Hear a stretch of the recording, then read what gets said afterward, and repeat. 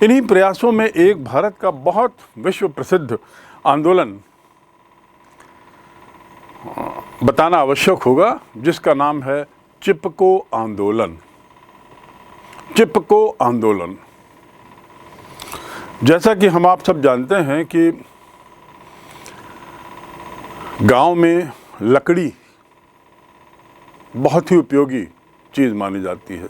लकड़ी के बहुत से सामान तो बनते ही हैं, साथ ही लकड़ी भोजन के लिए भी काम आती, भोजन बनाने के काम आती। उनकी जीविकोपार्जन का, ग्रामीण क्षेत्र की वहाँ के जीवन यापन का एक बहुत बड़ा मुख्य साधन है। और इसलिए लकड़ी की कटाई गांव से लगे हुए क्षेत्रों में बढ़ने की संभावना सतत बनी रहती, खासकर पहाड़ी क्षेत्रों में, पर्वतीय इलाकों में।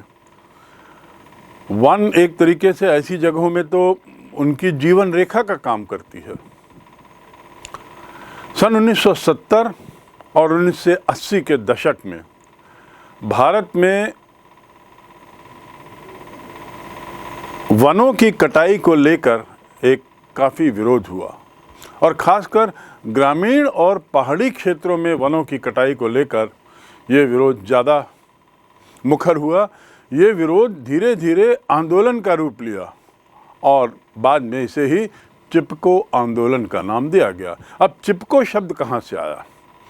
चिपको शब्द का अर्थ है गले लगाओ, पेड़ के तने के साथ चिपक जाओ, तो वह कहलाया चिपको आंदोलन।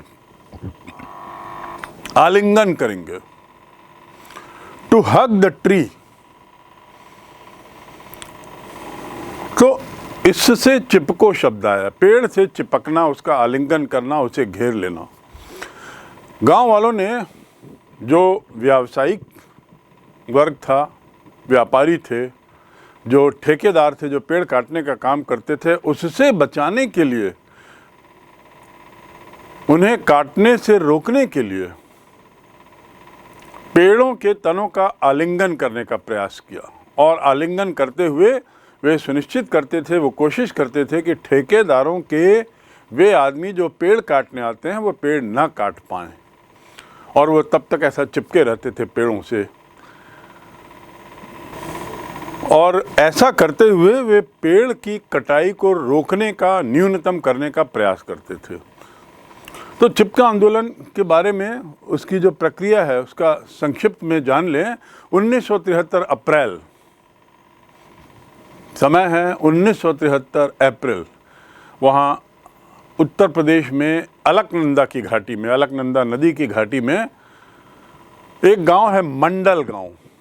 उस मंडल गांव में इस आंदोलन की शुरुआत हुई, और धीरे धीरे मंडल गांव में शुरू हुआ इस तरह का आंदोलन, पेड़ों की कटाई के विरोध में शुरू किया गया आंदोलन, धीरे धीरे पूरे उत्तर प्रदेश में फैल जाता है, अन्य जिलों में फैल जाता है, खासकर पहाड़ी इलाकों में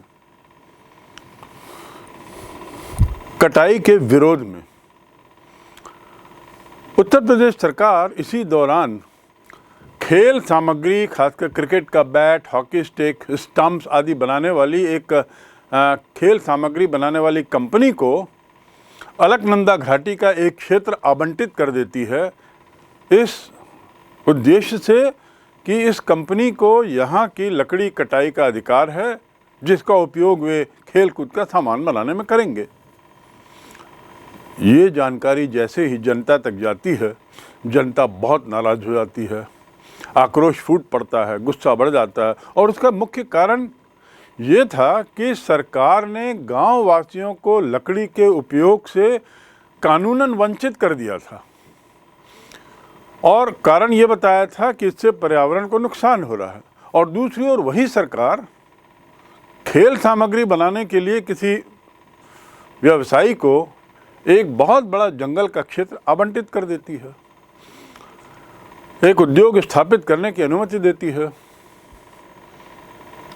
साथ ही साथ ऐसे भी बहुत से किसान थे जो कृषि से संबंधित उद्योग स्थापित करना चाहते थे, जिसमें लकड़ियों की ज़रूरत थी।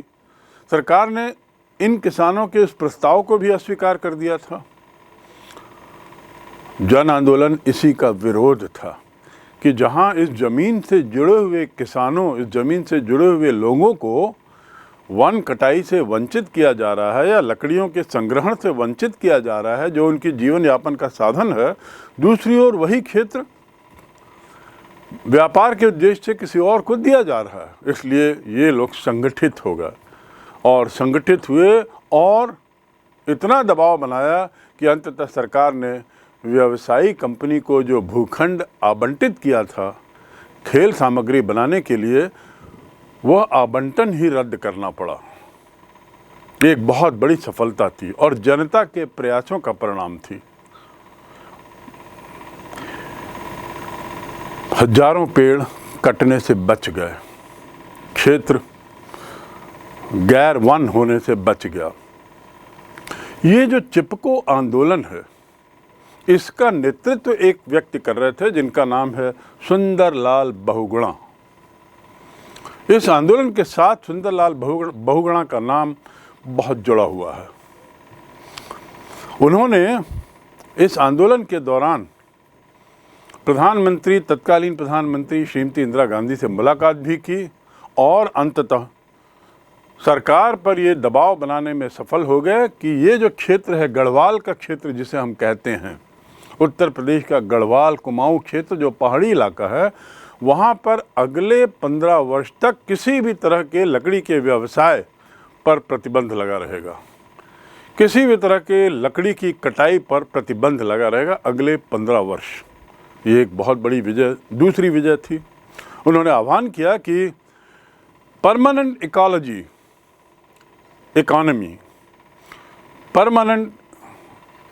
इकोनॉमी ऐसी व्यवस्था की जाए। चिपको आंदोलन के दूसरे बहुत बड़े नेता थे सुंदरलाल बहुगुणा के साथ चांदी प्रसाद भट्टी। उन्होंने संरक्षण तथा लंबे समय तक वन संपत्ति के स्थानीय लाभ के दोहन के लिए प्रयास किया। मैं दोहरा दूं, इनका लक्ष्य था वन का संरक्षण और स्थानीय लाभ के लिए वन संपत्ति का उपयोग, क्षेत्रीय लोगों के लाभ के लिए वन संपत्ति का उपयोग। Conservation and sustainable use of forest wealth for local people. Conservation and sustainable use, उसके लिए इन्होंने प्रोत्साहित किया, उसके लिए काम किया और स्थानीय उद्योगों की वकालत की। इस प्रकार चांदी प्रसाद भट्ट का उद्देश्य वनों को बचाना था, पर उनकी कार्यशैली कुछ अलग थी। ये पर्यावरण को संरक्षण को ध्यान में रखकर ही वन संपत्ति का उपयोग करने की इजाज़त देने की बात करते थे। अर्थात वन संपत्ति का उपयोग किया जाए, जलाऊ लकड़ी जो बेकार है, अनुपयोगी हो चुकी है अन्य उद्देश्यों के लिए, ऐसी लकड़ियां जो अब मर चुकी हैं, इनका उपयोग स्थानीय लोगों को करने दिया जाए, स्थानीय लोगों को उसका लाभ मिले, इस दिशा में भी उनका प्रयास था। तो इस प्रकार ये चिपको आंदोलन की भूमिका और चिपको आंदोलन की प्रक्रिया थी। यदि हम चिपको आंदोलन के कारणों की बात करें तो आर्थिक शोषण के बड़े प्रश्न उठाए गए इसमें आंदोलन के दौरान। वनों की कटाई की बात करते हुए ग्रामीण लोगों के आर्थिक शोषण की बात बारंबार उठाई गई। ग्रामीण लोगों ने सरकार से बार बार मांग की कि वनों की कटाई का कोई भी अनुबंध या ठेका बाहरी व्यक्ति को न दिया जाए। अर्थात दूसरे शब्दों में इन्होंने स्थानीय लोगों के लाभ की भी बात की इस आंदोलन के दौरान। इनकी तो स्पष्ट मांग थी कि स्थानीय जनता का जंगल, जल और जमीन जैसे प्राकृतिक साधनों पर नियंत्रण होना चाहिए। यानी केवल स्थानीयता की बात की, जल, जंगल और जमीन, इस पर स्थानीय लोगों के नियंत्रण की बात इस आंदोलन के दौरान ये लोग सतत रूप से करते रहे।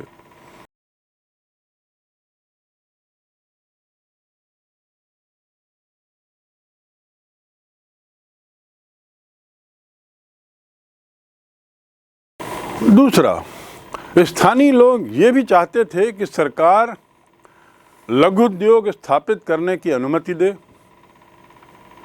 और लघु उद्योग की स्थापना के लिए जो धन की ज़रूरत है उसे कम कीमत पर उपलब्ध कराए, जो सामग्री की ज़रूरत है उसे कम कीमत पर उपलब्ध कराए, ताकि स्थानीय लोगों को रोजगार मिले, उनकी आर्थिक स्थिति सुधरे। और ऐसा करते हुए वे लोग सुनिश्चित करेंगे कि वहाँ का जो पर्यावरण का संतुलन है उसे किसी भी तरह की क्षति नहीं पहुँचाए और विकास भी होता रहे। अर्थात विकास बनाम पर्यावरण संतुलन के मुद्दे पर विकास उतना ही हो, ऐसा हो जिससे पर्यावरण संतुलन न बिगड़े। इस बात पर स्थानीय लोगों ने सतत रूप से जोर दिया। चिपको आंदोलन के दौरान भूमिहीन वन कर्मचारियों का आर्थिक मुद्दा भी उठाया गया। ऐसे वन कर्मचारी जिनके पास ज़मीन नहीं थी, उनका आर्थिक मुद्दा, उनकी समस्या, और न्यूनतम मजदूरी की बात की गई, न्यूनतम मजदूरी के गारंटी की बात की गई। अर्थात जिस तरह का जो सभी तरह के शोषणों के खिलाफ, सभी तरह के आर्थिक शोषणों के खिलाफ चिपको आंदोलन से जुड़े हुए लोग अपनी आवाज़ मुखर करने लगे। बात शुरू हुई थी वनों की कटाई से, बात शुरू हुई थी उस कंपनी को ठेका दिए जाने से जो खेलकूद का सामग्री बनाती थी, लेकिन बढ़ती बढ़ती ये बात अंततः न्यूनतम मजदूरों की न्यूनतम मजदूरी के गारंटी पर आके रुकी। तीसरी बात, इस क्षेत्र में जो जंगल कटाई करने वाले ठेकेदार थे, ये ठेकेदार क्या करते थे, देशी शराब की आपूर्ति का भी व्यवसाय करते थे। अर्थात जंगल कटाई से लाभ तो लेते ही थे, वहाँ के क्षेत्रीय लोगों से परिचय का फ़ायदा उठाते हुए वे देशी शराब का भी व्यवसाय करने लगे और इस प्रकार क्षेत्रीय जनता को सस्ते में सतत रूप से देशी शराब मिलने लगी, जिससे महिलाओं में बहुत नाराज़गी हुई। महिलाएं भी आंदोलित हो चुकी। महिलाओं ने शराबखोरी की इस लत के खिलाफ अपनी आवाज़ उठानी शुरू की। तो एक ओर जहां वन कटाई के खिलाफ आंदोलन, वहीं दूसरी ओर महिलाओं के द्वारा शराबखोरी के खिलाफ भी आंदोलन चला। इससे चिपको आंदोलन का जो दायरा है वो भी काफ़ी बढ़ गया। पुरुष भी शामिल थे, महिलाएं भी शामिल हुईं और सभी तरह के शोषणों के खिलाफ आंदोलन और शराबखोरी के खिलाफ आंदोलन चलने लगा। ये जो मुद्दा था अब एक सामाजिक मुद्दा बन चुका था और इसके साथ साथ अन्य सामाजिक मुद्दे भी जुड़ते चले गए। एक बार जब विरोध शुरू होता है, विरोध की आग बढ़ती है, तो उसमें कई लोग उसमें शामिल होते हैं, कई मुद्दे शामिल होते चले जाते हैं और चिपको आंदोलन भी इस प्रक्रिया से अछूता नहीं था। महत्वपूर्ण बात यह है कि आंदोलन बड़ा शांतिपूर्ण था, अहिंसात्मक था। प्रतिरोध जो था वह शांतिपूर्ण था और उसका कारण था कि इसका जो नेतृत्व कर रहे थे सुंदरलाल बहुगुणा या चांदी प्रसाद भट्ट, ये लोग सब गांधीवादी नेता थे, समाजवादी या समाज सेवी और पर्यावरणविद तो थे ही, पर्यावरण के से संबंधित मामलों के विद्वान तो थे ही, पर साथ ही गांधीवादी विचारधारा से थे। इसलिए आंदोलन सतत रूप से शांतिपूर्ण रहा। चिपको आंदोलन का प्रभाव क्या पड़ा, हमने कारण जाने। इन कारणों का काफ़ी कुछ निवारण हो गया, समस्याओं का निवारण हुआ। तो प्रभाव यदि संक्षिप्त में बात करें तो पहली बात कि चिपको आंदोलन एक सफल आंदोलन साबित हुआ। दूसरी बात, अगले 15 वर्षों तक हिमालयी क्षेत्रों में किसी तरह की कटाई पर रोक लग गई और इससे क्या हुआ, इस क्षेत्र में जो वन हैं वो वन वापस अपनी पुरानी अवस्था पे आ गए। 15 वर्षों में कोई कटाई ना होने से जो वन कटाव पूर्व में हुआ था उसके नुकसान की भरपाई हो गई। तीसरी बात, चिपको आंदोलन सिर्फ सफल ही नहीं हुआ बल्कि ये विभिन्न तरह के अन्य जन आंदोलनों का प्रेरणा स्रोत बन गया। इस घटना के बाद गढ़वाल में हुई इस चिपको आंदोलन की सफलता के बाद इससे प्रेरित होकर देश के अन्य क्षेत्रों में भी अगले दशक में हम देखते हैं कि भारत के बहुत से क्षेत्रों में अनेक जन आंदोलन हुए और केवल वनों से संबंधित नहीं बल्कि अन्य मामलों को लेकर भी जन आंदोलन, क्योंकि चिपको आंदोलन एक ऐसा पहला सफल जन आंदोलन था जो अपने उद्देश्य को पा सका। जनता का आंदोलन, इसने महसूस करा दिया कि जनता की अपनी ताकत होती है, अपनी अहमियत होती है। और इसी के बाद हम देखते हैं अनेक तरह के जन आंदोलन अनेक मुद्दों को लेकर पूरे देश में हुए। तो अगला प्रभाव हम कह सकते हैं जन आंदोलनों की प्रेरणा मिली। संक्षेप में, पर्यावरण की समस्या किसी एक देश की समस्या ना होकर पूरे विश्व की समस्या बन गई और पर्यावरण क्षय के परिणाम सभी देशों के सामने हैं। भारत भी पर्यावरण संरक्षण के मामले में प्रयास कर रहा है, करता रहा है और जनता तो कर ही रही है।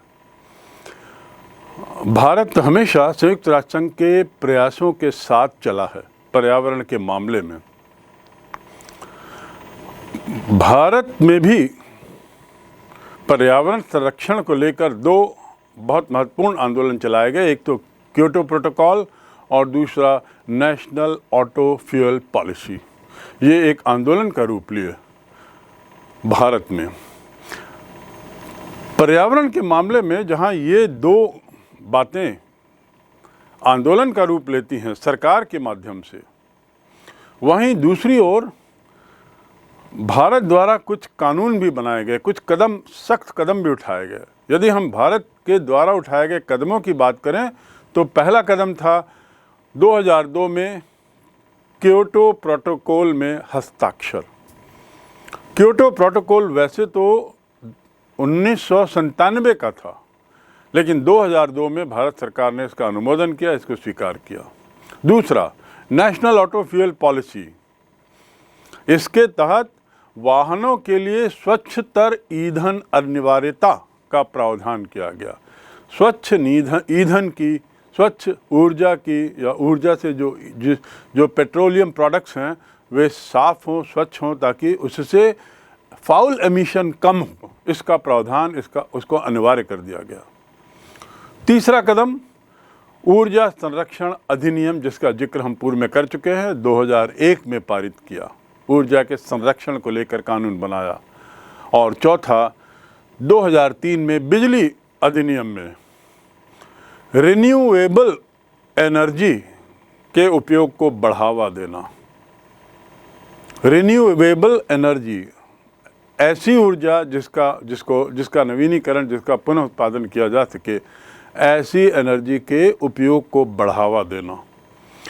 पेट्रोल आदि जो हैं वो एक बार उसका उपयोग हो जाता है तो पेट्रोल दोबारा नहीं बनाया जा सकता, दोबारा नहीं बन सकता, ना बनाया जा सकता, क्योंकि पेट्रोल बनने की प्रक्रिया में लाखों वर्ष लग जाते हैं। ऐसे में पेट्रोल की जो खपत बढ़ रही है और पेट्रोल की जो मात्रा कम हो रही है, उसको ध्यान में रखकर ये कानून बनाया गया। बिजली अधिनियम में रिन्यूएबल ऊर्जा के इस्तेमाल को बढ़ावा, उसी के तहत सोलर एनर्जी आदि का उपयोग आज ज़्यादा से ज़्यादा करने का प्रयास किया जा रहा है। पांचवा प्रयास है बायोडीजल के उपयोग को बढ़ावा देना। बायोडीजल आप सुनते होंगे, छत्तीसगढ़ क्षेत्र में भी बायोडीजल को लेकर कई प्रयोग हुए हैं, प्रयास हो रहे हैं, कुछ जगह सफलता भी मिली है। तो उसे एक राष्ट्रीय मिशन का रूप देना। क्षेत्रीय स्तर पर तो प्रयास जो हो रहे हैं ठीक है, लेकिन उसे एक राष्ट्रीय मिशन का रूप देने का प्रयास करना, इसके लिए भारत सरकार तत्पर है। और छठवां है प्राकृतिक गैस के आयात और स्वच्छ कोयले के उपयोग पर आधारित प्रौद्योगिकी अपनाने की तरफ कदम उठाना। प्राकृतिक गैस का आयात करना और स्वच्छ कोयले का उपयोग, इन पे आधारित उद्योगों को प्रोत्साहित कर। इस प्रकार ये सब कदम जो हैं सरकार अपने स्तर पे उठा रही है।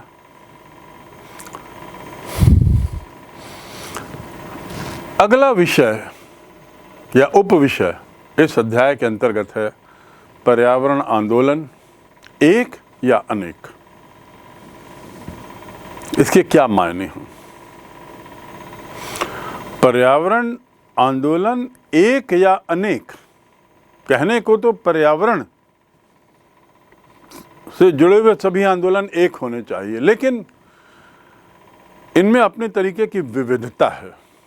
जितने पर्यावरण आंदोलन हो रहे हैं उसमें हम कुछ विविधता पाएंगे। इन विविधताओं की ओर हम थोड़ा नज़र डालें। जैसे चिपको आंदोलन में पेड़ों को लेकर आंदोलन हुआ, यहाँ पर हम कुछ और आंदोलनों की बात करते हैं वैश्विक स्तर पे। पहला,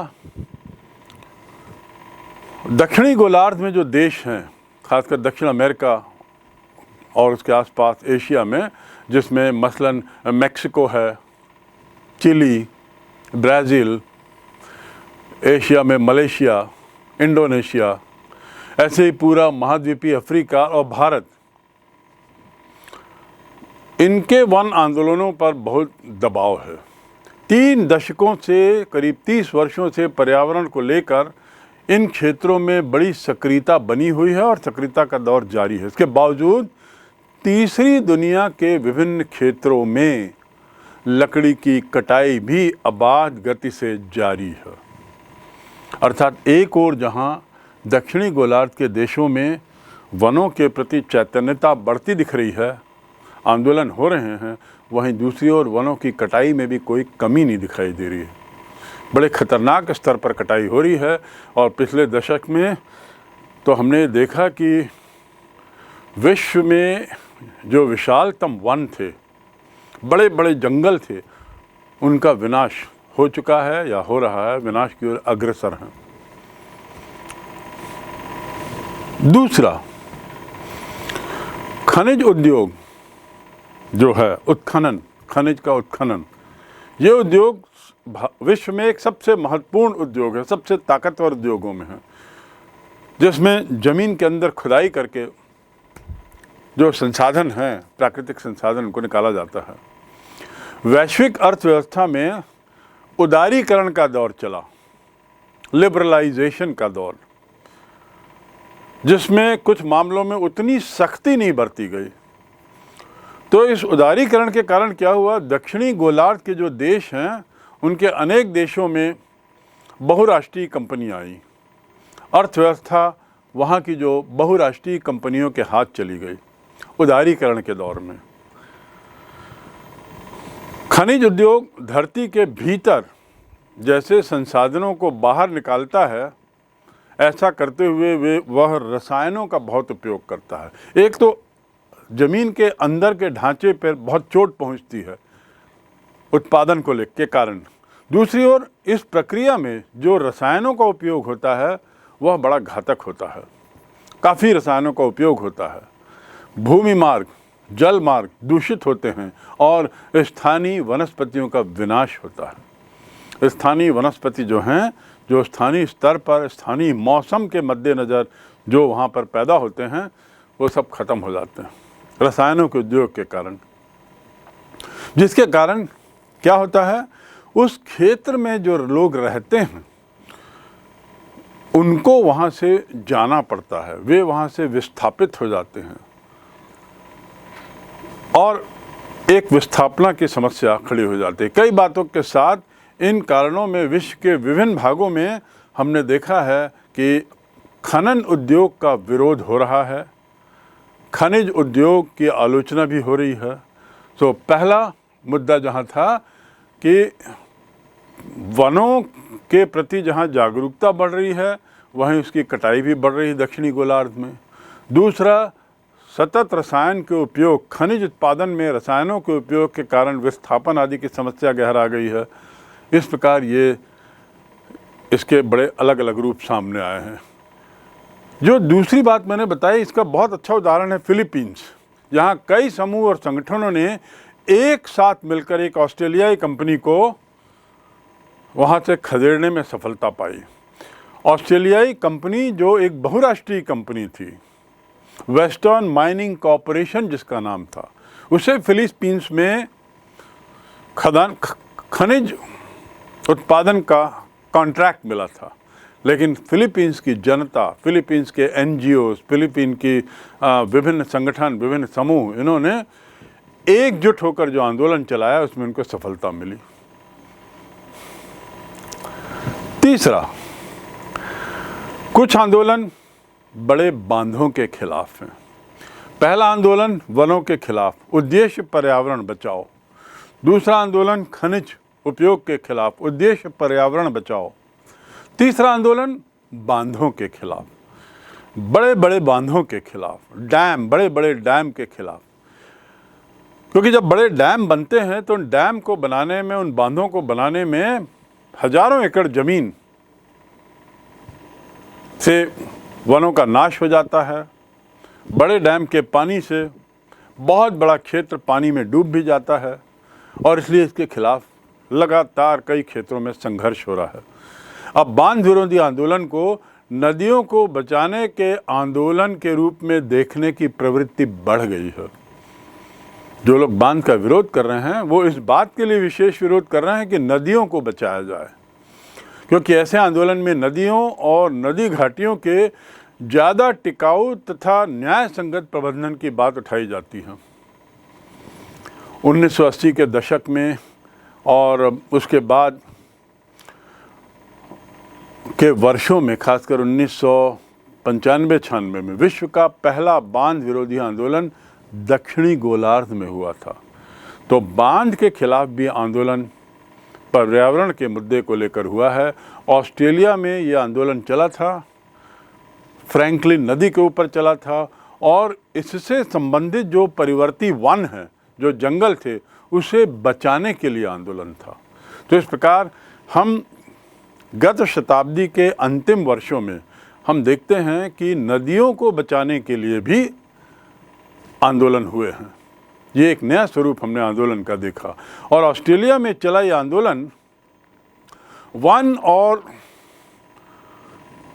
उससे संबंधित पैरोकार करने वाले आंदोलन, उसके विरोध में पैरोकारी करने का आंदोलन तो था ही, साथ ही बांध विरोधी आंदोलन भी बन गया। फ्रैंकलिन नदी, ऑस्ट्रेलिया, वनों को बचाने का आंदोलन, बांध के विरोध का आंदोलन और नदियों को बचाने का आंदोलन। इस प्रकार इस आंदोलन का एक दूसरा ही रूप हमने देखा। यदि हम बांध के आंदोलन की बात करें तो आपको कुछ ख्याल आता होगा भारत के कुछ ऐसे आंदोलन जो बांध से संबंधित थे और बड़े व्यापक थे। भारत में बांध विरोधी आंदोलन और नदी हितैषी के रूप में कुछ आंदोलन बड़े पैमाने पर हुए, बड़े अग्रणी रहे। और यदि इन आंदोलनों की बात करें तो एक आंदोलन जिसका जिक्र बारंबार आता है विश्व नक्शे में, जैसे वनों से संबंधित आंदोलन में चिपको आंदोलन का नाम बार बार आता है, ऐसे ही बांधों के संबंध में, बांधों के विरोध को लेकर जो आंदोलन हुआ, इसमें एक आंदोलन बहुत प्रसिद्ध हुआ और वह था नर्मदा बचाओ आंदोलन। नर्मदा बचाओ आंदोलन, इस आंदोलन में नर्मदा बचाओ आंदोलन सबसे प्रसिद्ध। ये खासकर समझने की बात है कि भारत में बांध विरोधी तथा पर्यावरण बचाओ के आंदोलन जितने भी हुए वे सब शांतिप्रिय रहे, वे सब अहिंसात्मक रहे। ये हमारे यहाँ के आंदोलनों की एक खासियत है। अर्थात आंदोलनकारी सभी या आंदोलन का नेतृत्व करने वाले सभी लोग गांधीवादी विचारधारा से काफ़ी प्रभावित थे। पर्यावरण संबंधी आंदोलन के विभिन्न स्वरूपों या उनकी विविधताओं की बात करें तो विकसित देशों के आंदोलन पर भी थोड़ा नज़र डालें। अभी तक जो हमने 3 तरह के आंदोलन देखे, चाहे वो वनों से संबंधित हों, बांधों से संबंधित हों, खनिज ऊर्जा से संबंधित हों, ये मूलतः दक्षिण गोलार्ध में थे।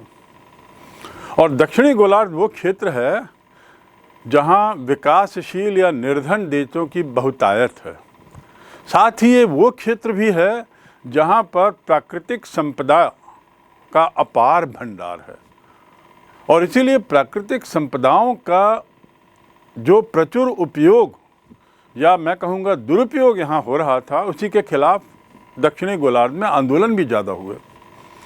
लेकिन उत्तरी गोलार्ध की स्थिति भी कोई दूसरी नहीं थी।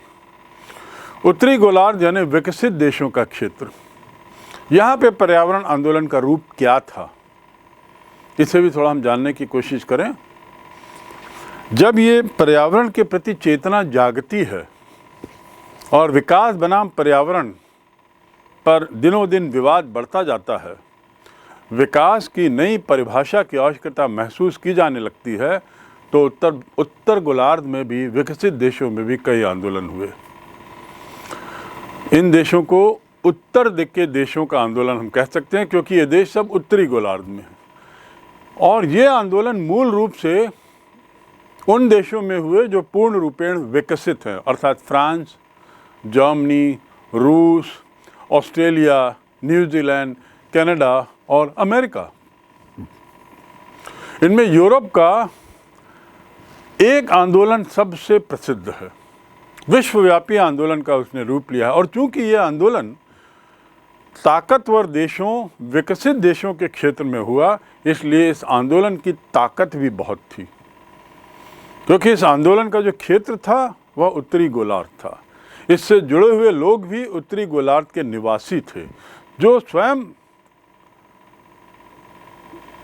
इस विकास का आनंद ले रहे थे, लेकिन उसके बावजूद वे इस बात के प्रति सजग हो चुके थे कि ऐसा विकास पर्यावरण को नष्ट कर रहा है। और इसलिए इन क्षेत्रों में बहुत से आंदोलन हुए। उनमें सबसे प्रसिद्ध आंदोलन है ग्रीन पीस आंदोलन। ग्रीन पीस आंदोलन सर्वाधिक महत्वपूर्ण। इस आंदोलन का उद्देश्य था पर्यावरण के क्षरण के लिए सरकारों को उत्तरदायी बनाना, पर्यावरण में हुए ह्रास के लिए, पर्यावरण में हो रहे असंतुलन के लिए सरकारों को उत्तरदायी बनाना और सरकारों का विरोध करना। ग्रीन पीस ने अभी कुछ वर्ष पूर्व फ्रांस द्वारा प्रशांत महासागर में जो परमाणु परीक्षण किया, उसको लेकर भी बहुत बड़ा आंदोलन किया, तीव्र विरोध किया। और ऐसे कई तरह के आंदोलन वर्ष दर वर्ष ग्रीन पीस आंदोलन के नाम से होते रहे हैं। कई देशों में इस आंदोलन के परिणाम स्वरूप ग्रीन पीस राजनीतिक दल भी आ गए हैं। ऐसे राजनीतिक दल जो पर्यावरण की सुरक्षा को मुख्य मुद्दा मानते हुए चुनाव में शामिल होते हैं, और कई जगह इस दल के सदस्यों का सरकार के संचालन में बहुत अहम रोल है, बहुत अहम भूमिका है। अर्थात ग्रीन पीस से जुड़े हुए लोग, पर्यावरण से जुड़े हुए लोग अब एक ऐसे स्तर पर धीरे धीरे पहुंच रहे हैं जहां वे पर्यावरण को बचाने के लिए सार्थक कदम उठा सकते हैं। तो इस प्रकार उत्तरी गोलार्ध बनाम दक्षिणी गोलार्ध और आंदोलन के विभिन्न स्वरूपों का हमने अध्ययन किया।